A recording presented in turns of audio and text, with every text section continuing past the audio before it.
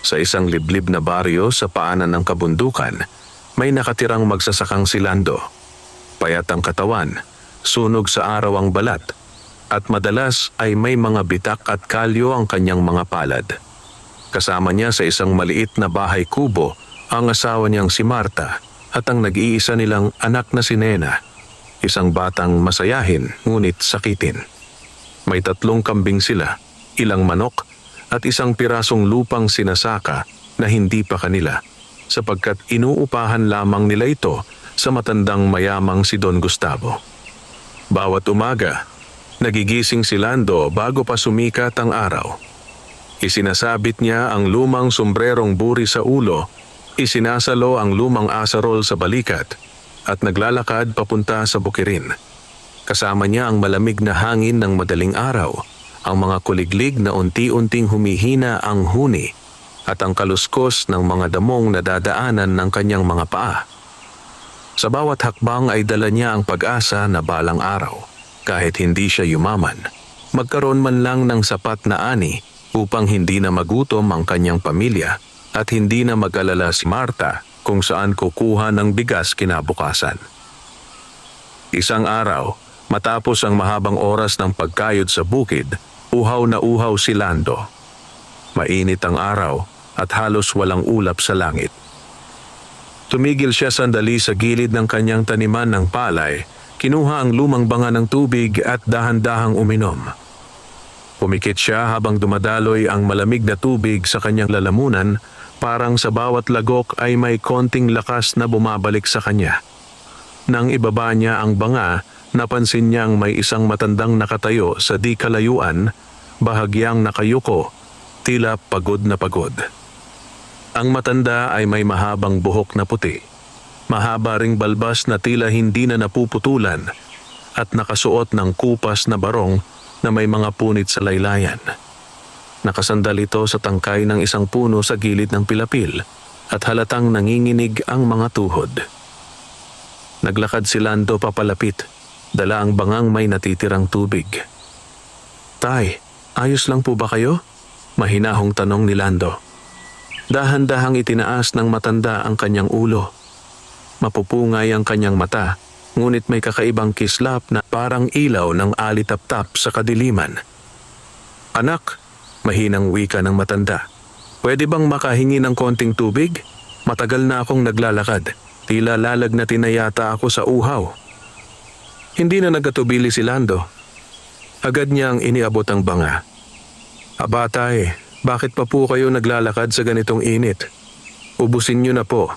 May balon naman po sa bahay namin. Bubuhat na lang po ako mamaya." Humigop ang matanda ng tubig, marahan sa simula, hanggang sa naging tuloy-tuloy at masigla. Tila bawat lagok ay muling bumubuhay sa kanyang katawan. Nang maubos ang laman, huminga itong malalim, saka ngumiti kay Lando nang may pasasalamat. "Salamat anak," sabi ng matanda. "Malaking tulong ito sa naglalakad na tulad ko." "Nako, wala po yon tay," sagot ni Lando, sabay kamot sa ulo. "Kung gusto niyo po, doon muna kayo sa kubo namin magpahinga. Malapit lang po naman iyon dito." Napatingin ang matanda sa bukirin ni Lando, sa mga palay na naninilaw sa ilalim ng araw, sa mga tuyong bahaging tila nawalan ng sigla dahil sa tagtuyot na ilang linggo na ring nagpapahirap sa mga magsasaka sa baryo. "Kumusta ang animo anak?" tanong ng matanda. Napabuntong hininga si Lando. "Sa totoo lang po tay, hindi kagandahan. Ilang beses na kaming tinamaan ng tagtuyot. Malakas ang araw, kulang sa ulan, tapos ang upa sa lupa ay hindi rin bumababa. Pero hindi pa rin po ako nawawala ng pag-asa. Hanggat kaya ko pong mag-araro, magtatanim at magtatanim pa rin ako." Tahimik na tumango ang matanda, tila may iniisip na malalim. "Napakabuti ng puso mo anak," mahina pero malinaw nitong wika. "Sa mundong ito, bihira na ang nagbibigay ng walang hinihinging kapalit." Ngumiti sa hiya si Lando. "Huwag niyo na pong purihin yan tay. Tubig lang naman po ang naibigay ko.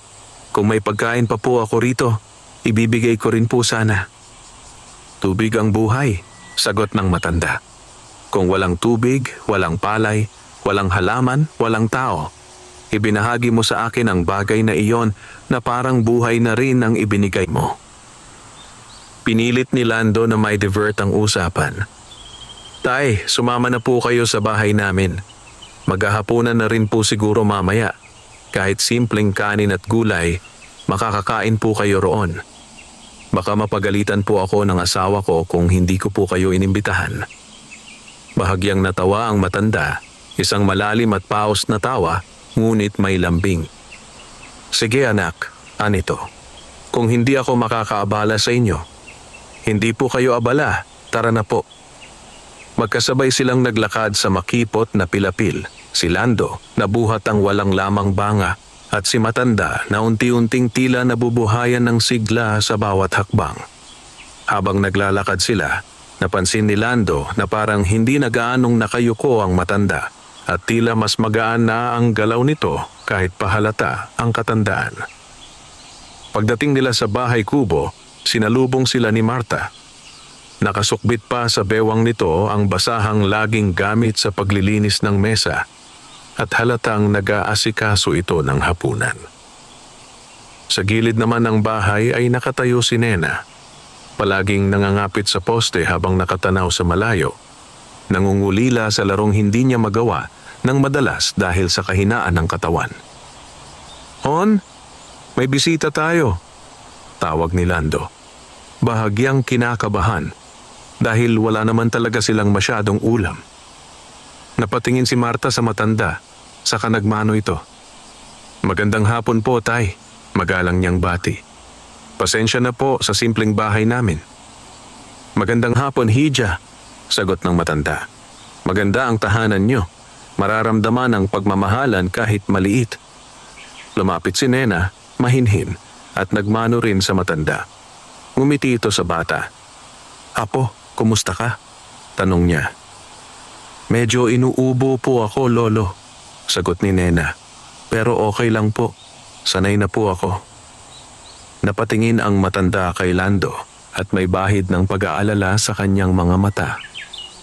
"Ayos lang po si Nena, tay," sabi ni Marta, kahit halatang nagpipigil ng lungkot.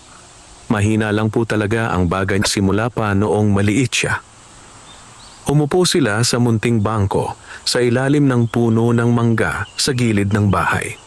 Ipinaghain ni Marta ng mainit na sabaw na gulay ang matanda at kanin na sinabayan ng kaunting tuyo. Ito lamang ang meron sa hapong iyon, ngunit ibinigay na nila sa kanilang panauhin.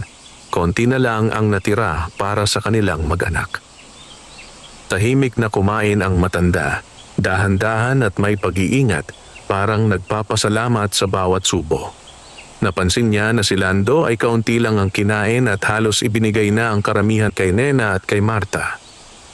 "Nako, tay, kung alam ko lang po na may bisita kami, sana nakapanghuli ako ng isda sa sapa," sabi ni Lando, tila nahihiya. "Masarap ang ulam ninyo," sagot ng matanda. "Ang mas masarap pa ay ang kabutihang kalakip nito." Natapos ang hapunan at lumalim na ang gabi. Tumingala si Lando sa langit at nakita ang napakaraming bituin na kumikislap, waring nakikinig din sa kanilang pag-uusap. Maya-maya pa, nagsalita ang matanda. "Anak, pwede ba tayong mag-usap sa gilid sandali?" tanong nito. Tumango si Lando at sumunod. Lumayo sila ng kaunti sa kubo, hanggang sa naging tanging ilaw na lang ang liwanag mula sa bintana at ang mahihinang kislap ng alitaptap sa damuhan. "Tay, may problema po ba?" tanong ni Lando. Huminga ng malalim ang matanda at tumingin sa paligid, sa mga puno, sa lupa, sa langit. Makatagal ay tumuon ang kanyang tingin kay Lando. "Lando," mahinahon niyang wika, "matagal na akong naglalakad sa mundong ito. Nakita ko na ang maraming uri ng tao. May mga taong nagbibigay pero may hihingin. May mga taong nag-aabot pero hindi bukal sa loob. Ngayon lang ulit ako nakatagpo ng taong gagawa ng kabutihan ng walang pag-iimbot."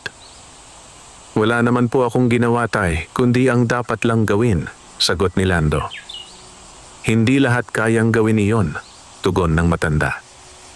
Hindi mo ako kilala, pwede mo akong pagdudahan, pero pinainom mo ako, pinakain, pinatuloy sa bahay mo, kahit alam mong kapos din kayo. Napayukong bahagya si Lando. Kung tutuusin nga po, tay, nahihiya ako dahil konti lang ang naibigay namin sa inyo. Ngumiti ang matanda. Ngunit sapat na iyon. Sa isang iglap, may malamig na simoy ng hangin na dumampi sa mukha ni Lando. Ang paligid ay tila tumahimik, ang mga dahon ay bahagyang umalog, at ang mga alitap-tap ay nagtipon na parang nagpapakawala ng mas maliwanag na liwanag kaysa karaniwan. Anak, mahinahong sabi ng matanda, oras na siguro para ipakilala ko ang tunay kong sarili. Unti-unting nagbago ang anyo ng matanda. Ang kanyang likod na kanina'y kuba ay unti-unting tumuwid. Ang kanyang buhok at balbas na puti at gusot ay tila inayos ng hangin, kumintab at naging parang sinag ng buwan. Ang kanyang kupas na barong ay napalitan ng mahabang kasuotang tila hinabi mula sa mismong hamog ng umaga at liwanag ng araw. Ang kanyang mga mata ay lalong nagningning, parang dalawang bituin na bumaba sa lupa. Napaatras si Lando, nanlaki ang mata sa gulat, halos hindi makahuma. Tay, ano po ito? Nauutal niyang tanong. Lando, wika ng matanda, ngayon ay may tinig na malalim ngunit banayad.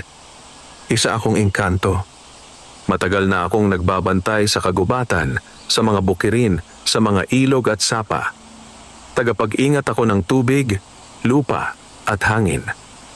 Matagal ko nang minamasdan ang baryong ito, lalo na ang mga magsasakang tulad mo. Nanlamig ang mga palad ni Lando. Hindi niya alam kung matatakot ba siya o luluhod sa paggalang. Ngunit nanaig ang respeto sa puso niya. Dahan-dahan siyang yumuko. Patawad po, sabi niya. Kung nagkulang po ako sa paggalang, wala kang kasalanan, putol ng engkanto. Bagkus, ikaw ang may ginawang dakilang kabutihan. Hinintay ko ang araw na may magsasakang hindi magdadalawang isip magbahagi ng tubig sa taong hindi niya kilala, kahit hirap din siya, kahit kaunting-kaunti na lang ang meron sa kanya. At ikaw yon, Lando. Hindi makapaniwala si Lando. Sumagi sa isip niya ang anak na si Nena, ang asawang si Marta, ang lumiliit na ani, ang upa sa lupa, ang banta ng gutom. Kung totoo ang nakikita niya, maaaring magbago ang lahat. Bakit po kayo nag-anyo bilang matanda? Tanong niya. Para subukin ang puso mo, sagot ng engkanto. At napatunayan kong tapat, malinis at mapagbigay ito. Ngayon, gusto kong suklian ang kabutihang ipinakita mo. Parang huminto ang tibok ng puso ni Lando sa narinig. Hindi siya sanay na marinig ang salitang sukli sa kanyang mga kabutihang ginagawa. Sa buong buhay niya, kabutihan ang itinanim niya kahit kapalit ay kadalasay pagod at hirap. Wag na po, mahina niyang tugon. Ang importante po sa akin, nakatulong ako. Ang taong kasing buti mo, patuloy ng engkanto, ay nararapat tumanggap ng biyaya, hindi para magyabang, kundi para lalo pang makapagbahagi sa iba. Pakinggan mo ako, Lando, at intindihin mong mabuti ang sasabihin ko. Tumunog ang mga dahon ng punong nakapaligid sa kanila, parang sumasang-ayon. Ang hangin ay naging mas banayad, mas malamig. Ang buwan ay bahagyang sumilip mula sa ulap, nagbibigay ng malamlam na liwanag. Bukas, sabi ng engkanto, pagbangon mo sa umaga, pumunta ka sa pinakadulo ng lupang sinasaka mo. Doon sa bahagi kung saan halos hindi na tumutubo ang palay dahil sa tuyong lupa. Humukay ka ng balon doon, kahit isa o dalawang dipa ang lalim. Kahit pa sabihin ng iba na walang tubig sa bahaging iyon, huwag kang makikinig. Kapag may dumaan na kapitbahay at pinagtawanan ka, huwag kang papatinag. Basta maghukay ka. Napakurap si Lando. Balon po? Tanong niya. Doon po sa pinakatuyo, wala pong naniniwalang may tubig doon. May lihim ang lupang iyon, sagot ng engkanto. Matagal nang tuyo sa mga mata ng tao, pero hindi sa mata ng kalikasan. Kapag natapos mo ang balon, lalabas ang tubig na matagal nang nakatago. Malamig, malinis, at masagana. Hindi ka mawawalan ng tubig, hindi na mamamatay sa uhaw ang palay mo, at madidilig ang mga halaman ng buong taon. Nangatal ang labi ni Lando sa pag-asa. Totoo po ba yan? Halos pabulong niyang tanong. Tandaan mo, pagpapatuloy ng engkanto, hindi lang para sa iyo ang balon na yon. Kapag nagkaroon ng tubig, huwag mo itong ipagkakait sa mga kapitbahay mong nangangailangan, kahit pa may mga taong nanakit sa iyo noon o nanghamak sa inyong kahirapan. Buksan mo ang balon para sa lahat. Sa oras na gawing negosyo ang tubig, magsisimulang mawala ang biyayang kaakibat nito. Kaya lagi mong ilagay sa isip, ang tubig mula sa kalikasan, kapag ibinahagi, lalong dumarami ang biyaya. Tumango si Lando, nangingilid ang luha ng pasasalamat sa kanyang mga mata. Opo, sabi niya, pangako po tay, Ginoong engkanto, hindi ko po ipagkakait ang tubig. Hindi po ako gagawa ng masama gamit ito. Isa pa, sabi ng engkanto, tuwing gabi ng kabilugan ng buwan, pumunta ka sa balon. Magdala ka ng isang tabo ng tubig mula roon at ilagay mo sa harap ng bahay ninyo. Hayaang sumalubong ang tubig na iyon sa liwanag ng buwan kahit ilang sandali. Kapag natapos, ipainom mo iyon kay Nena. Unti-unting lalakas ang katawan ng anak mo, luminis ang kanyang paghinga, at mawawala ang madalas niyang pagkakasakit. Napahawak si Lando sa dibdib. Bahagya siyang napaupo sa damuhan dahil pakiramdam niya ay napakabigat ng biyayang maririnig.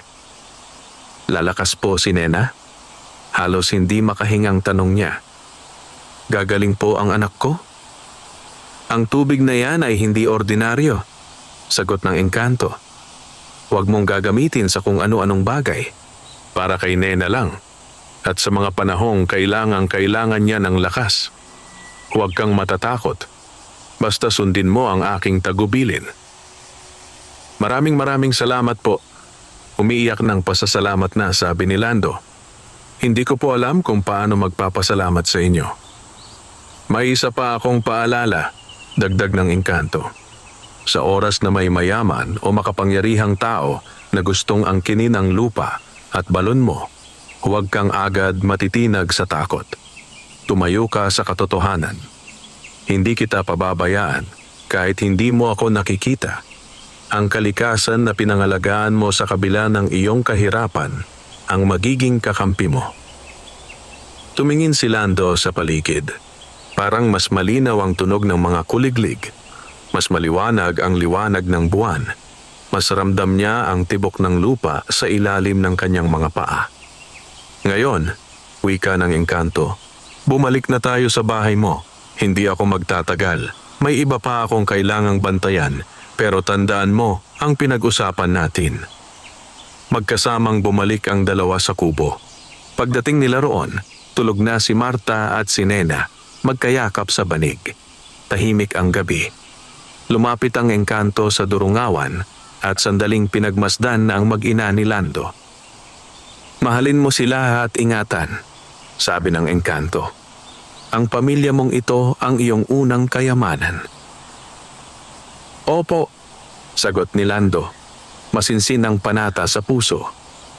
Pagharap ni Lando sa engkanto, napansin niyang unti-unting nagiging anino ang katawan nito, parang usok na dinadala ng hangin patungo sa kawalan. Huling ngiti lamang ang iniwan nito at isang bulong na hindi niya malilimutan. Huwag mong kalilimutan, Lando. Ang tubig na ibinahagi mo ngayon ang magbubukas ng agos ng biyaya sa bukas. At sa isang pitik ng hangin, nawala ang engkanto sa harap ni Lando. Nakatayo itong mag-isa sa labas ng kanilang kubo, hawak ang dibdib at huminga ng malalim. Hindi na niya alam kung panaginip ba ang lahat o totoong nangyari. Pero ang tibok ng puso niya, ang lamig ng hangin, at ang katiwasayan sa loob ng kanyang dibdib ay nagsasabing totoo ang lahat. Kinabukasan, bago pa sumikat ng lubusan ng araw, nagising si Lando na may kakaibang sigla. Hindi niya sinabi agad kay Marta ang tungkol sa engkanto.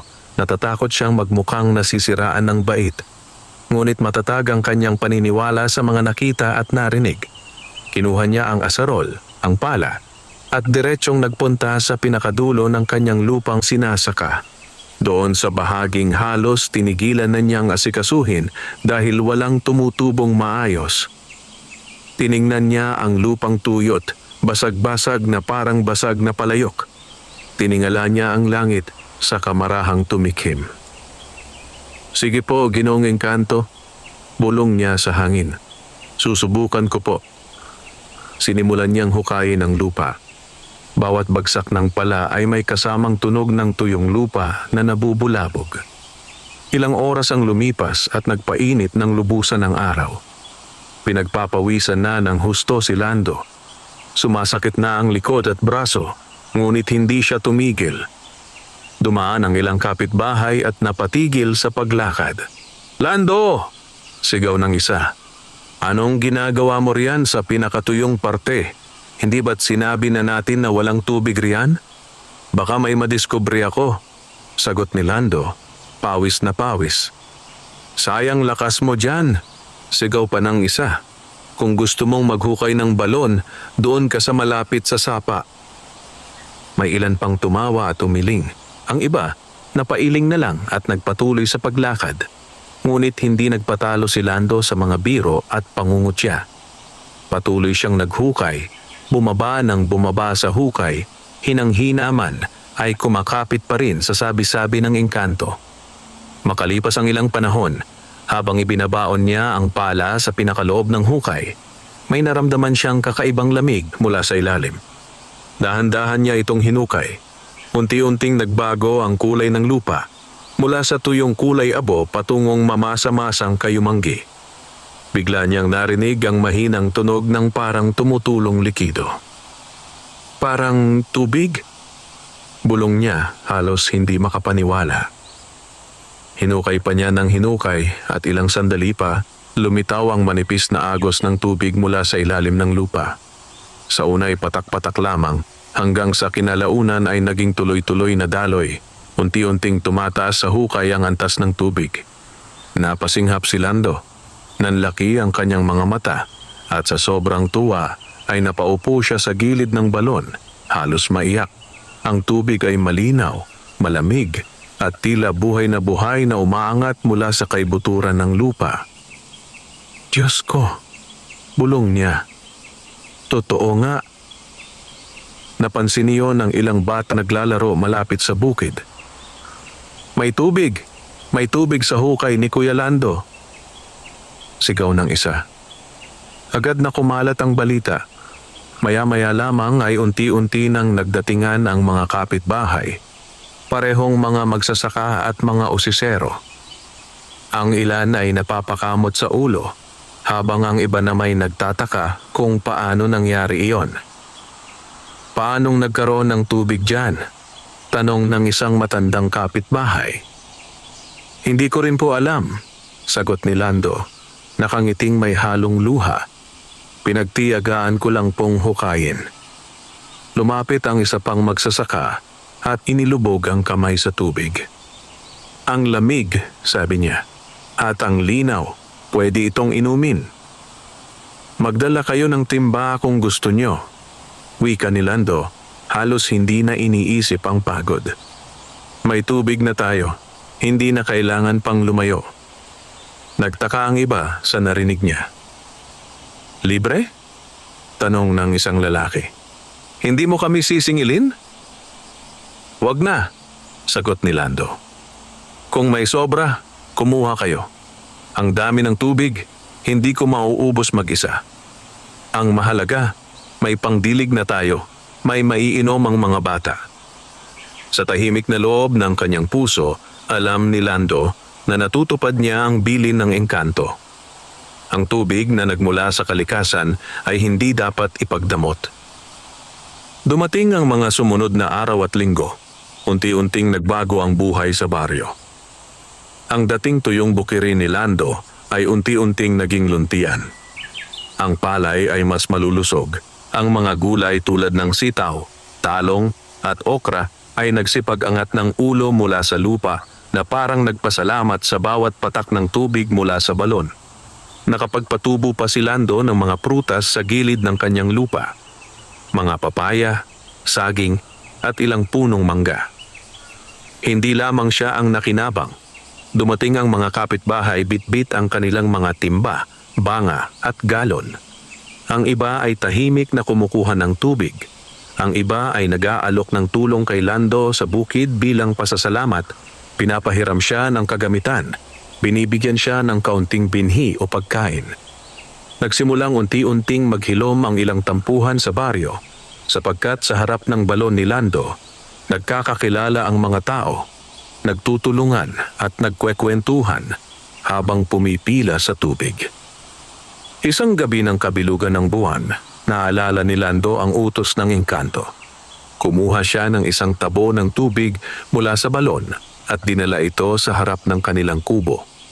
Tahimik ang paligid, ang buwan ay bilog na bilog, tila nakangiting nakasilip mula sa kalangitan. Inilapag niya ang tabo sa lupa, kung saan direktang tinatamaan ito ng liwanag ng buwan. Ilang sandali siyang tahimik na naghintay, pinagmamasdan kung paano sumisilip ang sinag ng buwan sa tubig na tila sumasayaw sa bahagyang hangin. Pagkatapos ng ilang minuto, marahang kinuha ni Lando ang tabo at pumasok sa kubo. Naroon si Nena, nakahiga, bahagyang inuubo ngunit gising. Pa? Mahina nitong tanong. Saan po kayo galing? Lumapit si Lando sa anak niya at umupo sa tabi nito. May ipapainom ako sa iyo, anak, sabi niya. Tubig lang ito, pero gusto kong inumin mo. Ngumiti si Nena. Tubig lang po? Sige po. Dahan-dahang inilahad ni Lando ang tabo sa anak. Marahang uminom si Nena. Sa bawat lagok, pinagmamasdan ni Lando ang mukha ng bata. Parang hinahanap sa mga mata nito ang anuman pagbabago.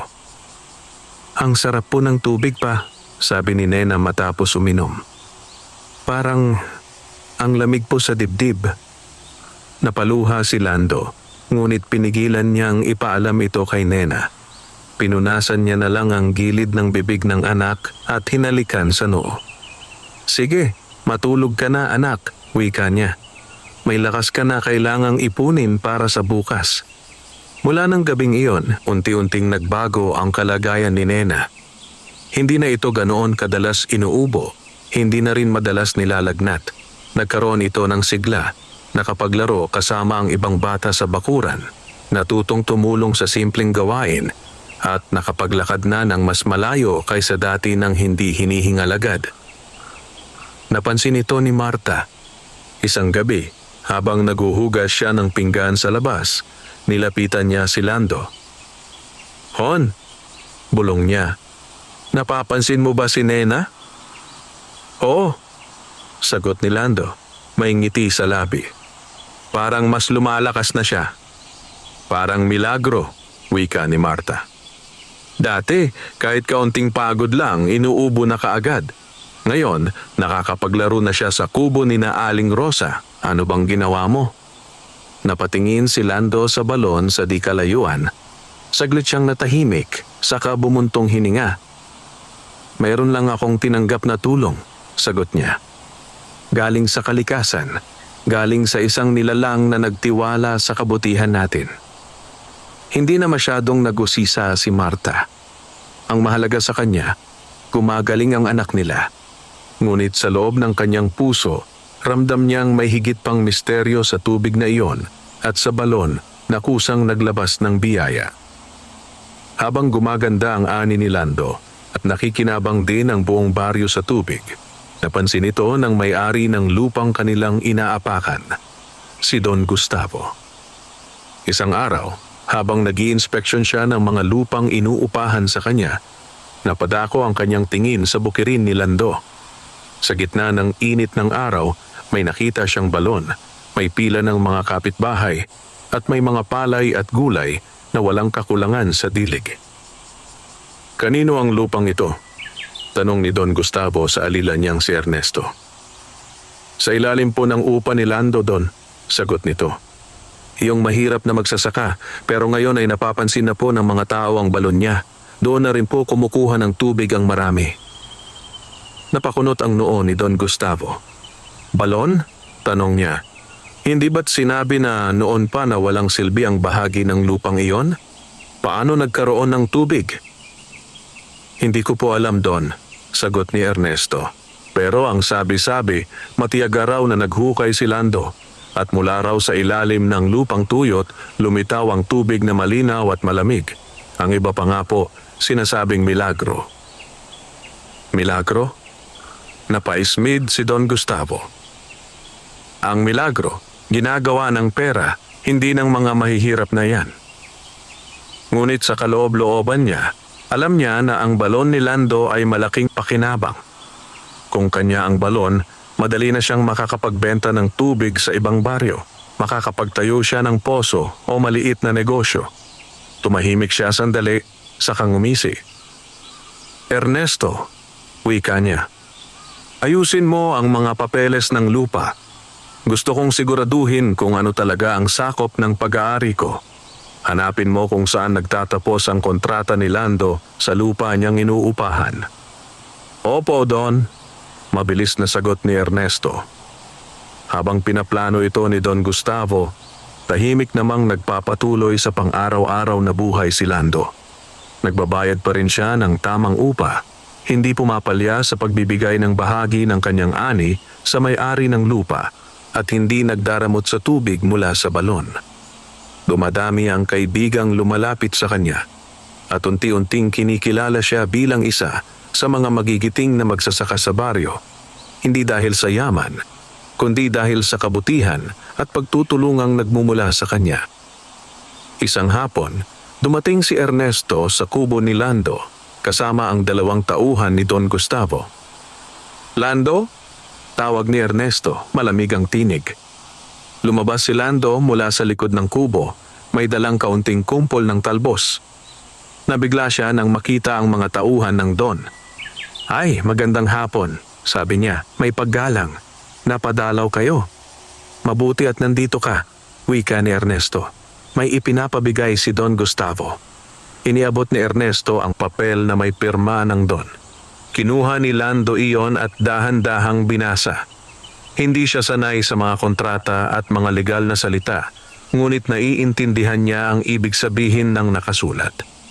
Ayon sa dokumento, ang bahaging kinatatayuan ng balon ay umano'y lumalampas na sa hangganan ng lupang inuupahan ni Lando. Nakasaad doon na ang balon, pati na ang karapatan sa tubig na lumalabas dito, ay pagmamay-ari ni Don Gustavo bilang tunay na may-ari ng lupain. Teka lang po, kabadong wika ni Lando. Hindi po ako lumampas sa usapan namin ni Don. Dito po talaga ako nagtatanim mula pa noong una. Dito rin po ako pinayagan magtrabaho. Hindi na yon ang nakasaad dito. Malamig na sagot ni Ernesto. Nitong huli, inayos ni Don ang mga hangganan ng lupa. At ayon sa panibagong sukat, sa kanya ang kinalalagyan ng balon. Kung gusto mo, Lando, pwede ka na lang magbayad ng dagdag na renta para sa paggamit nito. Dagdag na renta? Halos hindi makapaniwalang tanong ni Lando. Pero hindi ko naman po ito sinadya para sa akin lang. Bukas po ang balon para sa lahat. Hindi po ba ninyo nakikitang malaking tulong ito sa buong baryo? Negosyo ang nakikita ni Don. Putol ni Ernesto. Simula bukas, ipapasara natin ang balon sa sinumang hindi magbabayad. Kung gusto mong patuloy na gumamit, maghanda ka ng dagdag na bayad bawat buwan. Kung ayaw mo, pwede ka namang umalis sa lupang to. Nanginig ang mga kamay ni Lando. Pumasok sa isip niya ang engkantong nagsabi na may darating na panahong susubukin siya ng mayamang gustong sakupin ang balon. Ngayon, narito na ang panahong iyon. Wala po akong kakayahang magbayad ng dagdag. Mahinay niyang sagot. Pilit pinapakalma ang boses. Pero hiling ko po kay Don, huwag niyang ipasara ang balon sa mga kapitbahay. Kailangan po ng mga bata ang tubig. Kailangan po ng mga pananim. Hindi ako ang kausap mo, sagot ni Ernesto. Kung may reklamo ka, puntahan mo si Don. Pero tandaan mo, Lando, wala kang laban sa kanya. Siya ang may titulo ng lupa. Ikaw, nangungupahan lang. Pag-alis ni Ernesto at ng mga tauhan, nalugmok si Lando sa tabi ng balon. Pinagmasdan niya ang malinaw na tubig sa ilalim, ang munting alon-alon sa ibabaw dahil sa banayad na hangin. Para bang may sariling buhay ang dagat ng tubig doon sa hukay na iyon. Napapikit siya. Pilit pinapakalma ang sarili. Sa tahimik na pag-iyak, bumulong siya. Ginoong Engkanto, ano po ang gagawin ko? Lumipas ang magdamag na mabigat ang loob ni Lando. Kinabukasan, nagpunta siya sa malaking bahay ni Don Gustavo, dala ang buong lakas ng loob na natitira sa kanya. Sa malawak na bakuran, na palilibutan ng mga ornamental na halaman at mataas na pader, pumila siya sa harap ng gate. May kailangan ka? Tanong ng bantay. Kakausapin ko po sana si Don Gustavo, sagot ni Lando. Mahalaga po, tungkol po ito sa balon sa bukid. Nagkataong narinig iyon ni Don mula sa balkonahe. Lumabas siya nakasuot ng malinis na barong, may hawak na tabako. Sino yan? Tanong ni Don. Si Lando po, yung nagsasaka sa dulo, sagot ng bantay. Ah, siya pala, wika ni Don. Papasukin mo. Pumasok si Lando sa bakuran, nakayuko, ngunit pinipilit na maging matatag. Magandang araw po, Don. Magalang na bati niya. Humihingi lang po ako ng kaunting oras ninyo. Alam ko na kung bakit ka narito, malamig na sagot ni Don. Tungkol sa balon, tama ba? Opo, Don, sagot ni Lando. Kung pwede pong pakiusap, huwag niyo po sanang ipasara sa mga kapitbahay ang balon. Malaking tulong po iyon para sa aming lahat. Kung kailangan ko pong maglinis, magayos o magbantay, gagawin ko po. Basta po, huwag lang ipagbawal sa iba. Humitit ng tabako si Don at tumingin kay Lando mula ulo hanggang paa. Lando, sabi niya, ikaw ang naghukay ng balon, alam ko. Pero ang lupa, akin. Walang balon kung wala ang lupa. Kaya, ayon sa batas, akin din ang balon at ang tubig. Kung may kikitain dyan, natural lang na ako ang may karapatang magdesisyon. Hindi ko po kinokontra ang pagmamayari ninyo sa lupa, sagot ni Lando. Halos nanginginig ang tinig. Ang sa akin lang po, ang tubig na yon ay parang biyaya ng Diyos at ng kalikasan. Hindi po dapat ipagdamot. Nagpapakabanal ka pa, singhal ni Don. Ano sa tingin mo? Mabubuhay ako sa kabaitan. Kung bibigyan mo ng libre ang lahat, sino ang magbabayad? Ang negosyo ay negosyo. Kung ayaw mong magdagdag ng renta, pwede kang umalis. Maraming magsasakang mas masaya pang magtrabaho sa lupa ko kaysa sa iyo. Napayuko si Lando. Ramdam niya ang paghigpit ng dibdib pero hindi siya nagsalita agad. Nais niyang sumigaw, ngunit naalala niya ang payo ng Engkanto. Tumayo sa katotohanan, ngunit huwag umusal ng kasamaan. Don, marahan niyang sabi, hindi ko po kayang tapatan ang yaman ninyo. Mangungupahan lang po ako. Pero sana po, sa pagkakataong ito, tingnan natin hindi lang po ang pera. Tingnan natin ang mga batang iinom sa balon na yon, ang mga tanim na madidiligan, ang mga pamilyang hindi na maglalakad ng malayo para lang sa tubig. Hindi ako kawanggawa, sagot ni Don. Kung gusto mo talagang manatili dyan, pumayag ka sa dagdag na renta. Kung hindi, tapos na ang usapan. Tahimik ang sumunod na mga sandali. Sa mukha ni Lando, makikita ang labanan ng takot at paninindigan. Sa huli, pinili niyang tumayo sa kabutihan. Kung ganoon po, Don, mahina ngunit matatag niyang wika, hindi na po ako magpapatuloy sa lupang ito kapag ipinasara ninyo ang balon sa iba. Papalayain ko po ang sarili ko sa utang na loob sa isang lupang nakatanikala sa mga kapitbahay ko. Bahala ka, sagot ni Don. Pagkatapos ng susunod na anihan, aalis ka na sa lupa ko. At mula bukas, Wala nang pwedeng kumuha ng tubig sa balon nang hindi nagbabayad. Iyan ang desisyon ko. Pag-uwi ni Lando sa kubo, binalita niya kay Marta ang nangyari. Nalugmok si Marta sa upuan, napahawak sa kanyang noo. "Hon," umiiyak nitong sabi, "saan tayo pupunta kung papaalisin tayo rito? Paano ang ani mo? Paano ang mga utang natin?" Yumakap si Lando sa asawa, pinipigilan ang sarili na hindi tuluyang sumuko sa takot. "Huwag kang mag-alala," bulong niya. "Hindi tayo pababayaan ng Panginoon. Hindi rin tayo iiwan ng kalikasan. May paraan. May pag-asa pa."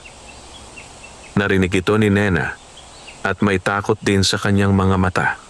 Ngunit sa loob-loob niya, may tiwala siya sa Ama. Ilang gabi niyang nakikitang nagdarasal si Lando sa tabi ng balon. Marahang binubulong ang pasasalamat at paghingi ng lakas.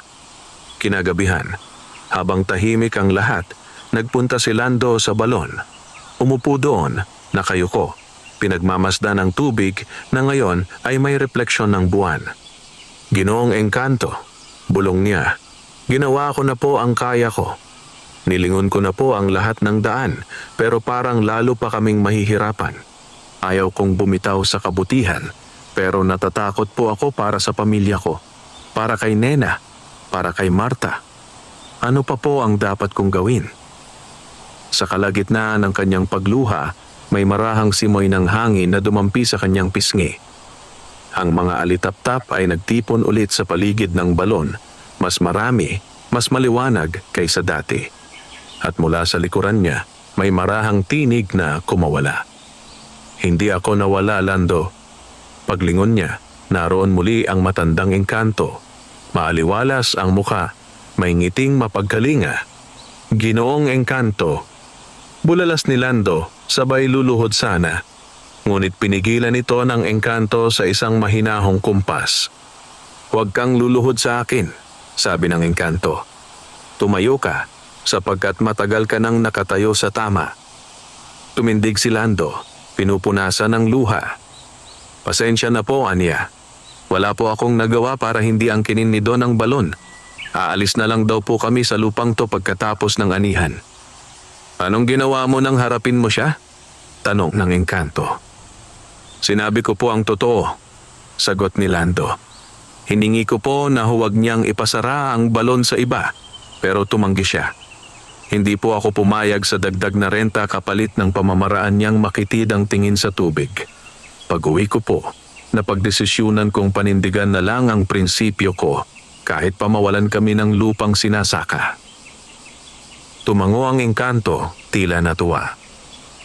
"Iyan ang inaasahan ko sa iyo," sabi niya. "Hindi ko sinabi na magiging madali ang daan ng kabutihan. Ang sabi ko, huwag kang bibitaw sa katotohanan. Ginawa mo iyon kahit sa harap ng may kapangyarihan. Ngayon, ako naman ang kikilos." Nagulat si Lando. "Ano po ang ibig ninyong sabihin?" tanong niya. "Tandaan mo," wika ng Engkanto, "ang tubig na lumalabas sa balon na ito ay hindi ordinaryong tubig. Ito ay biyaya ng kalikasan, hindi ng tao. Walang sino mang ganid na kayang sakupin ang biyayang ibinibigay din ng langit. Kapag ginamit ang biyayang ito sa kasakiman, may balik ito." "Balik po?" usisa ni Lando. Hindi sumpa, paglilinaw ng Engkanto, kundi aral. Ngunit ngayon, hindi mo kailangang magplano kung paano ipagtatanggol ang balon. Ang kalikasan ang kikilos sa sarili nitong paraan. Ang hinihingi ko lang sa iyo, maghanda ka para sa bagong simula." "Bagong simula?" ulit ni Lando, nagtataka. Lumapit ang Engkanto sa kanya, inilagay ang kamay sa balikat ni Lando. "Hindi ka mawawalan, Lando," wika niya. "Iiwan mo man ang lupang ito, bibigyan ka ng pagkakataon na magsimula sa mas malayang paraan, malayo sa mata ng ganid, malapit sa puso ng kalikasan. Ang kailangan mo lang gawin ay magtiwala at patuloy na magbahagi ng kabutihan." Pagkasabi nito, bahagyang kumislap ang katawan ng Engkanto. Parang magiging liwanag na lang. Yumuko ito ng bahagya, parang nagpapaalam. Magpahinga ka na. Malapit na ang bagong bukas para sa pamilya mo. Huling sabi nito. Muling nawala ang engkanto sa hangin at naiwan si Lando na mas magaan ang dibdib kahit hindi niya ganap na alam kung anong mangyayari. Ilang araw ang lumipas. Sinimula ni Don Gustavo ang pagpapataw ng bayad sa tubig mula sa balon. Nagpakabit siya ng mga tubo at naglagay ng tauhan para bantayan ang pumipila. Ang may pera lang ang kayang magigib ng marami, samantalang ang mahihirap na kapitbahay ni Lando ay napipilitang magtipid at bumalik sa dating hirap ng pag-iigib sa malalayong sapa. Napansin din ni Don na tila tumitibay palalo ang agos ng tubig sa balon. Tuwing umaga, mataas ang antas nito at tila hindi nauubos kahit gaano karaming timba ang punuin. Lalong lumaki ang kanyang pag-asang magkamal ng salapi.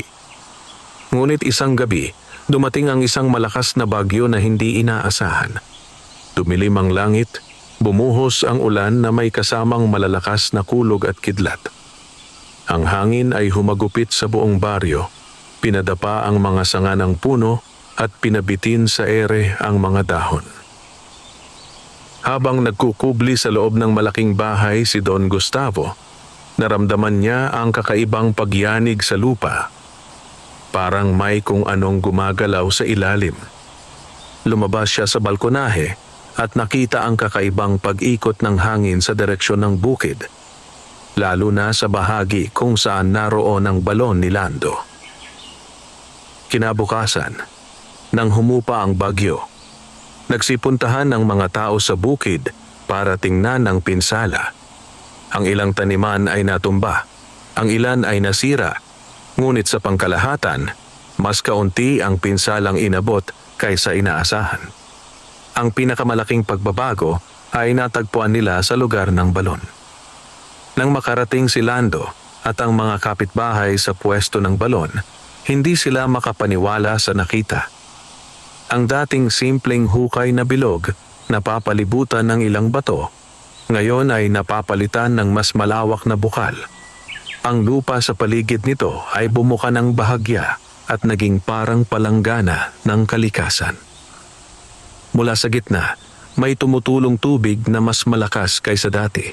Dumadaloy sa maliit na kanal na kusa ng nahukay ng rumagasang ulan patungo sa iba't ibang bahagi ng bukirin.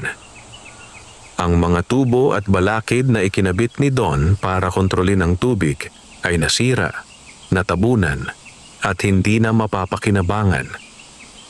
Ang tubig ay kusang dumadaloy sa direksyon ng mga lupang mas nangailangan at hindi na maaaring hadlangan ng bakod o upa. Diyos ko! Bulalas ni Ernesto nang makita iyon. Parang lumawak ang balon. Hindi na ito basta balon, Don. Bukal na ito. Nakatayo si Don sa tabi ng kanyang mga tauhan, namumutla, hindi makapaniwala. Ang plano niyang gawin itong kontroladong negosyo ay biglang naglahong parang bula. Hindi na niya kayang takpan ang buong bukal, sapagkat ang tubig ay nagsimulang gumawa ng sarili niyang daan. Habang pinagmamasdan iyon ni Lando, may naramdaman siyang munting kislap sa kanyang dibdib. Parang may pamilyar na tinig sa hangin na bumubulong. Hindi kailanman kayang ikulong ng kasakiman ang biyayang kusang dumadaloy. Lumapit ang mga kapitbahay at sa halip na sumbatan si Lando, isa-isang nagpasalamat sa kanya. Lando, malaking bagay ito, sabi ng isa. Hindi na tayo ganito mahihirapan sa tubig. Parang pinagtanggol tayo ng kalikasan. Dagdag ng iba, hindi napunta sa iisang kamay ang tubig. Habang nangyayari ang lahat ng ito, hindi pa rin nalilimutan ni Lando na malapit na ang oras ng kanyang pag-alis sa lupang inuupahan sa Don. Hindi na niya inantala ang usapan. Mismong siya na ang nagpunta kay Don, dala ang kanyang desisyon. Don, mahinahon niyang wika. Gumagawa na po ako ng paraan para makahanap ng ibang lupang mas maliit ngunit sapat na sa amin. Hindi po ako babalik sa kontratang may dagdag na renta. Salamat na rin po sa panahong pinayagan ninyo akong magtanim dito. Hindi kumibo si Don. Nakita nito kung paano kumilos ang kalikasan nang walang pakialam sa kanyang yaman at kapangyarihan. Sa kaibuturan ng kanyang isip, bahagya siyang nakaramdam ng kahihiyan. Ngunit nakasanayan na niya ang kayabangan, kaya't mahirap siyang tuluyang yumuko. Bahala ka, tanging nasabi niya. Ilang linggo ang lumipas, nakatanggap si Lando ng balita mula sa isang kamag-anak ni Marta sa kabilang baryo. May isang maliit na piraso ng lupang ibinebenta. Hindi kasing lawak ng lupang inuupahan niya dati, ngunit sapat na upang pagtaniman ng palay at gulay.